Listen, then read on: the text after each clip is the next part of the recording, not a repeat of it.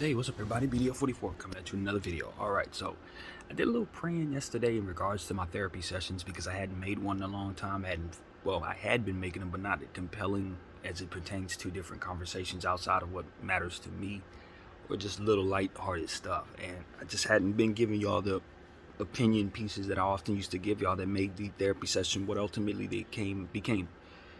And part of that is because I didn't really want to talk about myself anymore as much. Just haven't felt the desire to open up like I usually do with this point in my life for some reason.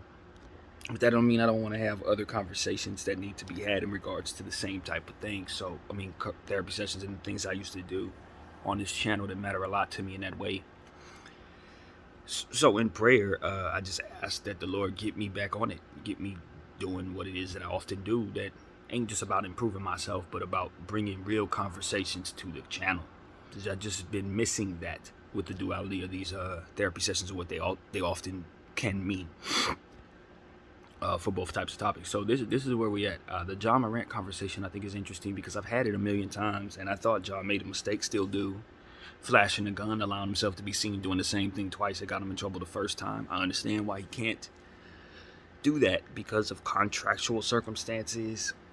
Not to mention just the overall representation of who he is to the black community, young black people we have a culture going on that he obviously is very much growing up in, where it's about spinning the block, it's about turning up a certain way, it's about gunplay, just like it's always been about. The propaganda machine in our country has always wanted an affinity for guns in this country, and then from there they've always wanted black people to use guns on one another. Let's just rip the band-aid off, call it what it is. This country functions properly when we killing each other. Keeps the money flowing. So this is what it is. John Morant is caught up in the culture, just like every young person is that isn't able to escape the confines of that nonsense. I grew up the same way. Out here it was for me when I was younger, we wanted to be either gangbangers or guys in my little circle. We wanted to act like we were Wu-Tang Clan members from New York. Run around doing stupid stuff that we didn't have in our environment because we saw other people do it from cultures elsewhere. That's what me and my little buddies was doing. We were trying to act like we was Wu-Tang Clan members. We walk around with razor blades in our mouth.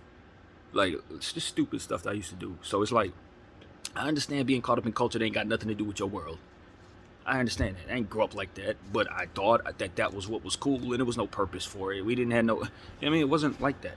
But you don't do things because it's like that. You do things because you think it's cool. You do things because everybody else is doing it. You do things because it makes you feel better doing what everybody else is doing. And I don't think John Morant is too far away from that, to be honest with you. I heard Kenny Smith say something in regards to John Morant I think is irrelevant. Relevant as heck. Sometimes, just because a person plays a role in the world does not mean they played a role that makes sense for your eyesight. Kenny said it like this: John Morant may actually be the bad friend. It may not be his homies around him that's ruining his life. It's probably him because he got all the money in the world, nobody to tell him no, everything's pointed at him, all the stress is on him to carry the franchise, and he the one that's ultimately at risk for all the stuff that's going on, not his buddies. So how am I not certain that he's not the one bringing them down? How am I sure he's not the one who's the bad influence? How am I sure he ain't the one that's actually driving the boat in regards to the nonsense? I don't know that. John might be the problem. It seems like he is the problem because he's the one getting in trouble and he's the one repeat offending. And everybody else around him is supposed to be holding him accountable for what he's doing. Not anymore. He's the one with the money. He's the one with the power. He's the one that can do things. He's the one in control. He's the one that can sway everybody. He buying everybody houses. He the one, you know what I'm saying? So it's his money to throw away. It's his career to drop, and everybody else has to suffer for that. And I think we assume because he's worked so hard to get to this point that he's supposed to care. But if he ain't on his own side, then why would he be on anybody else's? So that's also a big problem. Also, I know the culture is as it is. I'm not as oblivious as some of the folks that I've heard talk about, how he's going about holding the gun to his head. I don't think that's a correlation between him wanting to kill himself necessarily. But I do think just the same, we should think about him and his mental health as it pertains to whether or not he would hurt himself, since he's doing so in other areas, should we not? So no, just because he's doing this doesn't necessarily mean I think he wants to hurt himself. But just the same, he is definitely hurting himself. So we need to look at that and take that seriously just the same, even though that's not what that means. So, like, I think John Moran is self-destructive, and I think it's very dangerous at this point. When somebody gets on your case about the same thing and you do it again, that's a problem. Now, I think it's relevant to say that him doing this again and getting in trouble for it again is something that's interesting to me, because I just saw something on IG that made me see it as interesting. And it's also often something that we talk about on this channel, which is the people behind the curtain and whether or not they back everything aligned between different people. Like, if I do something, will it be the same? Will they cover it the same way as if somebody else does something who may not be from the same walk of life, or may have a different status than me? Sometimes they tend to attack who they want to attack. How many times have we seen the people behind the curtain attack certain people? We've seen Kanye, we've seen Kyrie, we've seen so many different versions of this. And I think John Moran is just the latest victim. That's all. This is them. It's how far are we from election time? This is election year, right? If it ain't this year, it's next year, right? Every 4 years, something like that. So, like, it just seems like it's always something weird that they can go ahead and point at somebody and then get the gun conversation stirring, the race card stirring, and everything in between that John Morant would otherwise be attached to, just by sheer nature of his culture and his skin and his status and his game and everything else that comes with the name John Morant. So I just feel like when you do certain things that put a target on your back, it gets them activated. That's all it is. It just gets the people behind the curtain activated in all of their different ways, and all the different things that they get them going, they get going. That's like a bunch of race contestants at the starting line, and the gun pops, pow, and they take off. Anytime any one of these type of individuals do anything that activates them, so to speak, to get their gears going, you're going to see them attack them just by sheer nature. You're going to see them plaster their black names all over whatever the heck, and they're going to tell you stuff that ain't got nothing to do with anything positive about them. And they're going to push that narrative on you and make you think you're supposed to think a certain way without questioning it. And then you realize you should have questioned it. Why? Because when it makes sense for them to disagree, they disagree. And when it makes sense for them all to agree, they agree. And that is how the industry appears to be in unison with one another. They wait until it makes sense to support the person they want to support. Think Gunna. Anybody paying attention to what's going on with the YSL thing? They don't really know if they should support Gunna or not. The industry's trying to figure out if he's a snitch or not. They're still waiting. They're still playing it by ear. But when everybody gets the word that he's not a snitch, he's going to be on everything everywhere else too. And all the people that don't post him, and everybody who's confused about whether or not they can support him, they will suddenly jump on his back and call him the greatest and never speak of him speaking again. Because they're all in unison. I'm watching this all over the place. Real, actual enemies are engaging in conversations with each other for the sake of the public seeing them do so they could promote their products for their parent companies, who likely owns both of them at the same time and signed both of them knowing that they could do this to them. This is happening a lot. But they want to get on John Morant for holding the gun, which is, hey, in an isolated space, we want Ja to be a better example. We want Ja to respect his contract. We want Ja to not throw his life away. That's why everybody agrees that John Morant shouldn't be holding a gun. Because to some variation, it's always going to come back around to he shouldn't be doing it. So that's why it's why everybody agrees. But not, but it's different motivations behind that. And not everybody has Ja's best interests at heart, least of all, Ja. Which is kind of rough when you're trying to see the boy succeed. But, this is one of them situations just like, the go along, get along gang, as they call them. This is what Kwame Brown called them, but it's a little bigger than that. It's just an overall understanding that the politics of industry is something that people don't betray, even if they look silly, all acting that way. And so when it comes to John Morant, and I see everybody agreeing that John Morant should be suspended, and people are talking about John Morant should be kicked out the league for a year, and how we got to remember that they are all in agreement. The whole industry, everybody's in agreement that John Morant is wrong for doing something that may not be considered illegal, depending on the state he's in. And that, my friend, seems a bit politically driven. Not as it pertains to the politics of politics, but I'm just talking about like people agreeing to get along for the sake of their own interests intertwined with one another.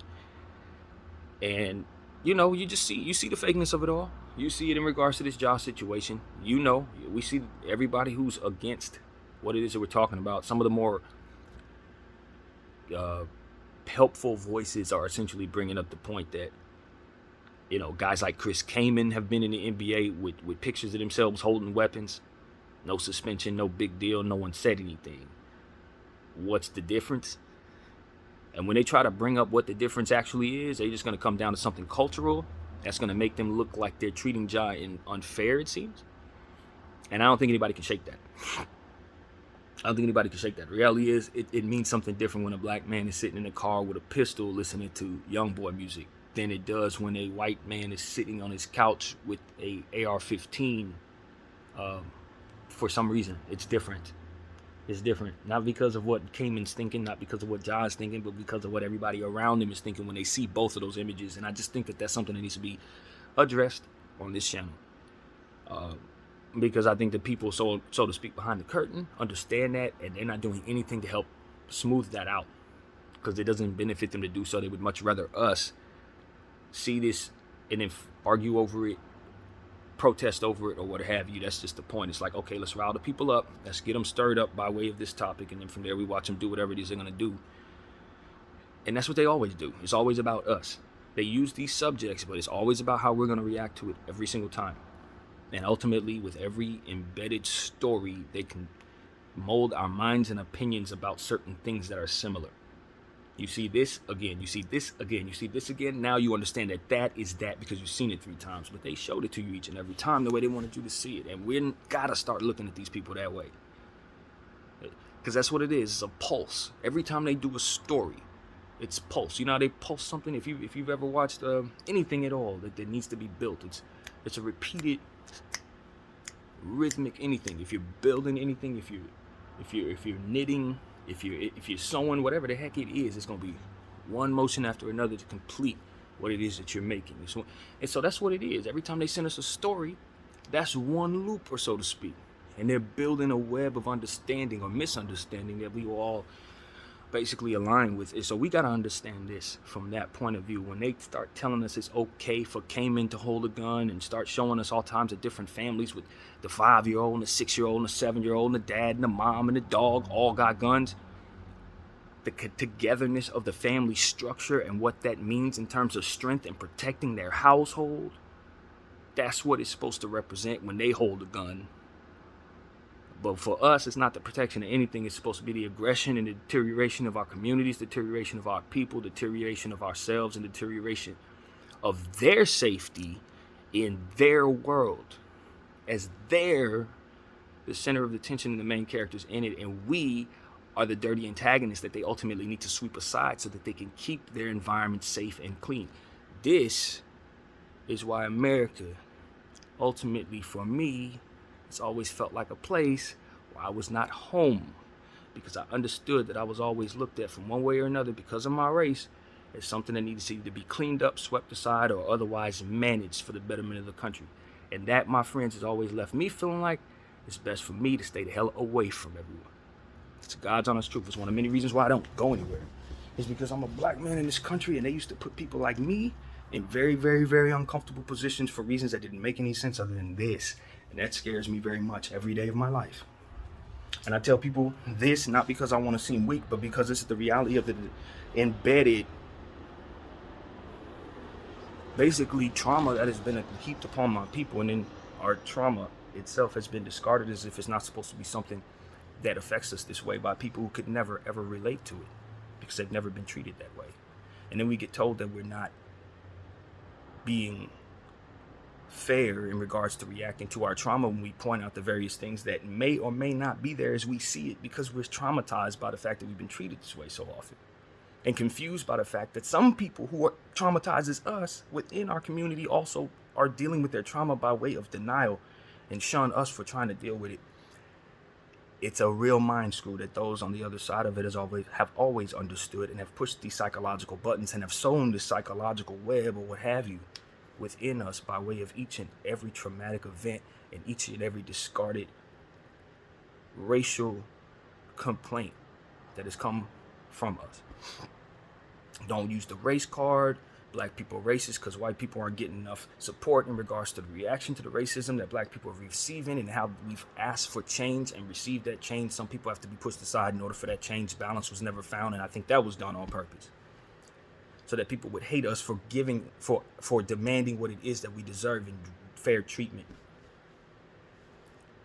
So now we're in a space where every time we bring up the fact that we haven't been treated fair, or we see something awry, or something like John Morant thing may be a little confusing to us, we get to hear about how we're the bad guy, how we're not holding our guy accountable, how we're not keeping the family structure together so that he could be raised in a way that has an environment that doesn't have all this going on around it. But see, we know that our family structure was destroyed purposefully in a lot of different communities that we've put together for ourselves. They put different poisonous spots and different things like liquor stores and guns and all kinds of different drugs on every corner. They poured this stuff into our communities to warp our minds, to warp the environment around us, and to warp the reputation of our people as others who are outside of those environments, who look like us or don't look like us, judge us in these environments for which they do not understand or could survive if they lived there for too long.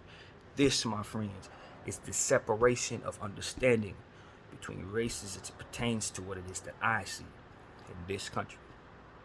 People don't understand one another. People are living in tough spots, but others who don't understand them, who don't live in those tough spots, are judging them and controlling what happens to these people by way of their opinions, their voting, and all these different things that they allow to sway them into being indifferent in regards to these problems with these people here. So when I look at John Morant and I see him holding a gun, and they didn't already got on this case for holding a gun, it's not because he's wrong for holding a gun in his state. It's because we're in this environment and those people are going to attack you for what you're doing. So you have to act like that's not okay, even though you see somebody else who looks a different way do the same thing and get a different treatment. You got to understand that this is not fair, but that we are in America. And it ain't never been fair for us. We started our tenure in this place not knowing who we were, how long we had been here, or any of the history in regards to our people. And yet we are held accountable for being sane, being balanced, having the same starting spot as people who have generational wealth and families who've never been in any type of situation of bondage at all. Been in a country that's catered to them for generations and generations on end. And they're supposed to have started in the same spot we started. They're supposed to have the same balance we have. They're supposed to have the same opportunities we have, and we didn't have the same opportunities they had to start. How does this make sense? And how do we allow people to allow for this imbalance to be something that's okay? Every time I look up, anytime I look at the word racism, now it's talking about the injustices coming to white people in regards to black folks. That's what I'm saying. I look up, I see whole 20-minute YouTubes about how Jokic is being treated unfairly because he's white. And it's like I'm a bad guy for saying, no, racism don't work like that necessarily. It started with black people being treated poorly for 1 trillion years and then us reacting to it and now everybody being upset about it. That's actually how this goes. And everything trickles down from that. Am I wrong for saying that? When I look at black skin shoes, you know what I'm saying? People want me to forget that certain things took place, or because it didn't happen to me, that I'm not supposed to be affected by it psychologically. When if it happened to you embeddedly by way of your generational circumstance, if this happened to you generationally, you would be affected by it in this way, whether it happened to you or not. But because you can't relate, you would never know that. See, that's the problem. And there's going to be a lot of black people who like I said, are either in denial or don't know the history or don't connect to it for whatever rate. We're going to disagree and make what I'm saying sound silly. And that's unfortunate. But it's the truth, nevertheless. The starting spot of where a person or where people start matters. If you want to live in a world where people who've been disenfranchised for a long time are finally getting what it is that they're supposed to be getting, you got to understand that it's not going to be balanced. It ain't gonna be balanced, especially in a capitalistic world where everybody's after their own crap. It ain't gonna be balanced. People aren't gonna be looking for compassion. They're gonna be looking for something that sells. And that's what we end up running into. Everybody's looking for a buck, so you end up running into lack of compassion in circumstances where you're looking for it. Because people got their own agendas, their own political webs that ultimately make it so that they agree to this but not that. And even if it makes sense to agree to that, they'll pray about it later, but they definitely ain't gonna do it while everybody's watching. That type of stuff is just like, yo, this is why the bad stuff keeps going, yo. Because nobody wants to stop and say, yo, I'm gonna put my own life down and fix this crap. John Brown style. I'm gonna put my own life down and fix this crap. Whatever it takes. Whether people think I'm a bad guy or not, I'm gonna fall on the sword and go in the grave, because I know that if I do that, I will have pulsed with my life something against the pulsing of the negativity that comes against our lives. And that, my friends, is what the purpose is. That's the purpose. Just like they sowing something, we gotta sow something. And so that's what it is, man. That's why I speak the way I speak. That's why I've been praying that the Lord would bring me back here. Because I don't want people to think that I have a problem with white people or a problem with seeing the balance that is there when we ignore where people start from. If you want to say everybody started at the same place, of course there's some imbalances there. Of course there are. But if we're realizing that certain people started in the cellar, other people started in the ceiling, then you understand that the imbalance is going to be natural given that. So stop getting on us about the race card, because if you haven't gone through what we've gone through, then there's some context to our perspective that won't be present with you. It just won't be present. You ain't gonna have it. You don't know what the hell it's about. You don't have to deal with that. You don't have to be confused by that. You don't live in an environment where others are confused by that if you're not. People telling you you're wrong look like you who are going through the same thing you're going through because they don't want to face what you're going through in regards to healing yourself from the stuff that has happened to you, or the stuff that has happened to your people, or trying to heal your people. If at all possible, and this is what I'm talking about. It's like healing that's not possible while the embedment of this confusion and this misdirection and this disregarding of where people started and how we're not starting from the same spot. This seems to just be oblivious to people that have always had things catered in a way that aligns with what they want. You know what I mean? It's like, well, black people are supposed to be dirty and in the hood and in the squalor and trying to pull themselves out of it and going in and out of prisons. That's normal. You know what I'm saying? In this country, that's like acceptable. Yeah, that's what we want. And so because we have a facet of people who genuinely want to see black people like myself just dead just because we're black, they'll pay a guy $2 million on a GoFundMe just for killing a black man on a subway. And we don't think we have a terrorist problem in this country, though. We don't think that people who are generally keeping this country going don't have a culture of terroristic energy pointed at people that look like me. Culture of terroristic energy pointed at people that look like me. These are words that need to be embedded in every single soul who's watching me, because it's the truth. We have people that want to kill us in this country who are considered sane, who are considered lawmakers, who are considered police officers, who are considered lawyers, who are considered the people who keep our country going. They're hiding behind hoods with spiritual prayers pointed at the demise of myself and people that look like me. Spiritual. It ain't even opinionated. This is something that's deeper than life. This is something that connects them to whatever, it connects them. That's how they get their life force, it seems to me. It's by way of the hate that they point at us. And it's like a bunch of people on the sideline don't even think this exists. They look at me like, you don't know what you're talking about. That's not true. Look, have you ever been oppressed? And all these different things that don't provide them the context to relate to what it is that I'm saying. Nor will they ever experience anything like that they would otherwise survive, the situation itself, to be able to then inherit that trauma.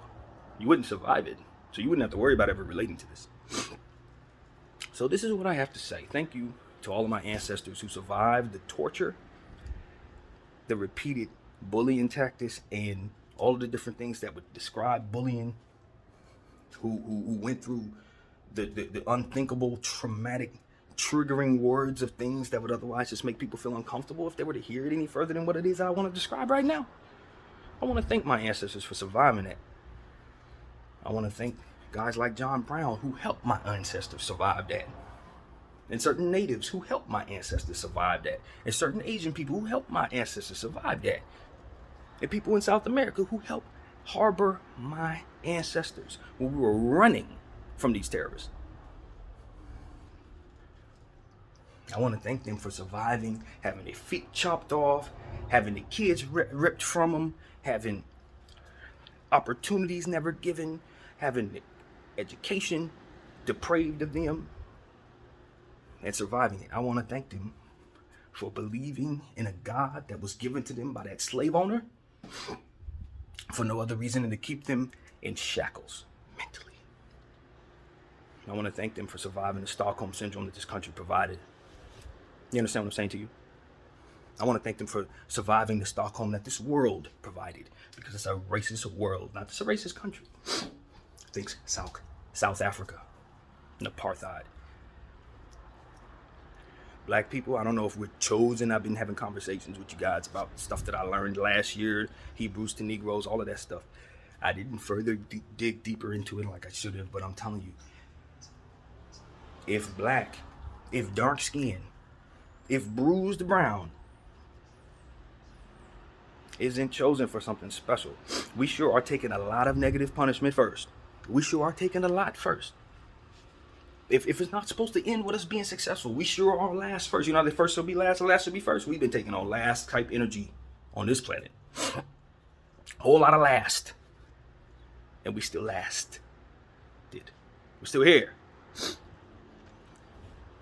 So that's why I want to thank my ancestors, because they showed me what it is I can survive through. If for some reason some more craziness happens, I believe my DNA can overcome it.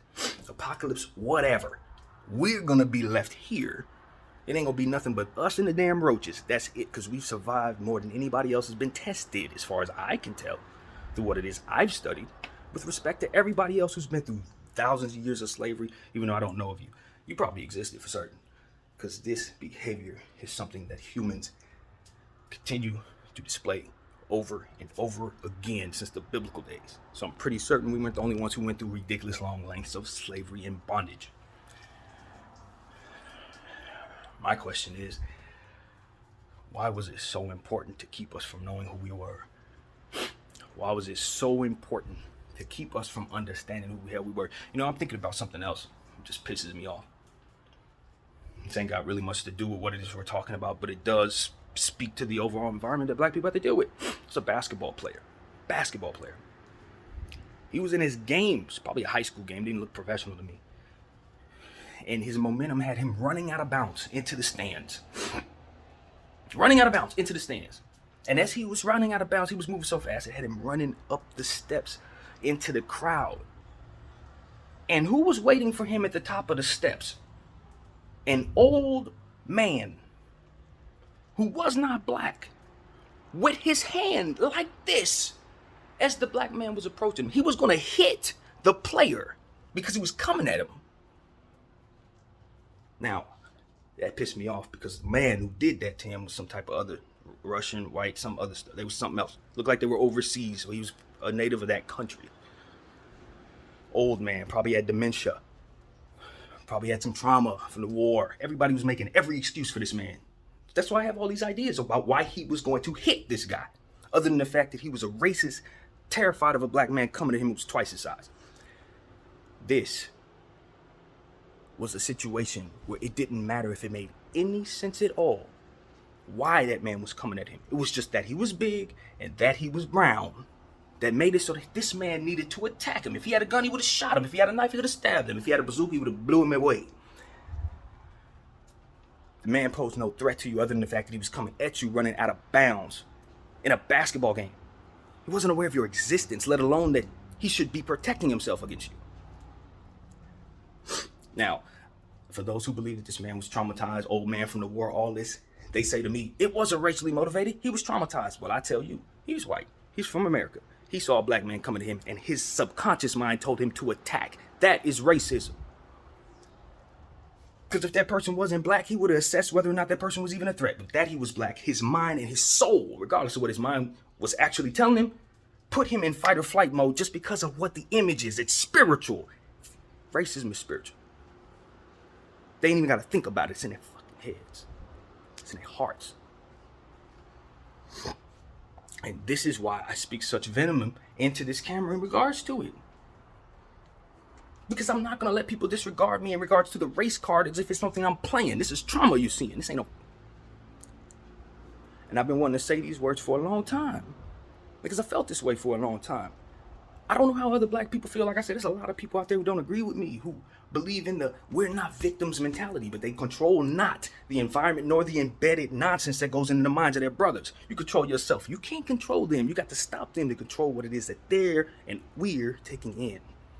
You control yourself. You may be able to dog out the noise, but brother, you're not affecting us in a positive way if you can't sway others to get that nonsense out of there. If you can't get Ja to see that holding the gun up to his head doesn't have anything positive to it, both in the culture and within the subconscious actions of what he's doing, then you don't see the fullness of what the problem is. So, for me, should Ja have a gun? If he needs a gun, he should have a bigger gun, and someone else should be holding it so he doesn't get in trouble for it being around him. If he's on his own side, he makes sure the gun is in somebody else's hands and it's never on camera. And you're still just as dangerous, and people are going to assume you're just as dangerous because you have $500 million, Ja Morant. So you don't look tough holding a gun, you look stupid, and you look like somebody who's asking the people behind the curtain to continue to whip him. So that's what Ja looked like to me. Somebody who wants more punishment and doesn't understand the fullness of why his example should not be toyed with like this. This is much deeper than anything he understands. And even if he listens to people who are going to talk to him and explain it to him, it's deeper than that too. It's deeper than that too, believe it or not. Because at the end of the day, he needs to understand what he represents all time. You're a black athlete who's made $500 million in a country that used to enslave his ancestors. They want their money back, brother. They want their money back. And if you give it to them, they're gonna take it back. And they're going to go from there with all the spiritual stuff that happens when they see a black person they can attack and then do so. It's spiritual, man. They're just gonna react. They don't even know, like, what the hell. They're already writing the evil racist crap before they even realize that it's being done. Like, oh, we already pressed sin. Oh my God, we just slandered this guy. Yeah, I know. Let's see how they react. Like, that's how I think that actually goes. So, for me, this needed to come out of my soul. I know that I may lose some people because people don't like when black people complain about the race card. But if you listen to the fullness of what I'm saying, you understand that it's not a freaking card. It's trauma that is embedded in my spirit by way of the love that I have for the people around me that happen to look like me and my ancestors who have suffered and that I loved, in case you didn't get that part. People I care about. People who gave life to my mother, my grandfather, people, they gave us life. We're here because of them. They had to survive unimaginable sufferings in order for my life to manifest. And you want me not to feel that in any way? That's not how this works. And that's what I'm trying to help you understand. My name is BDF 44. I thank you all for watching.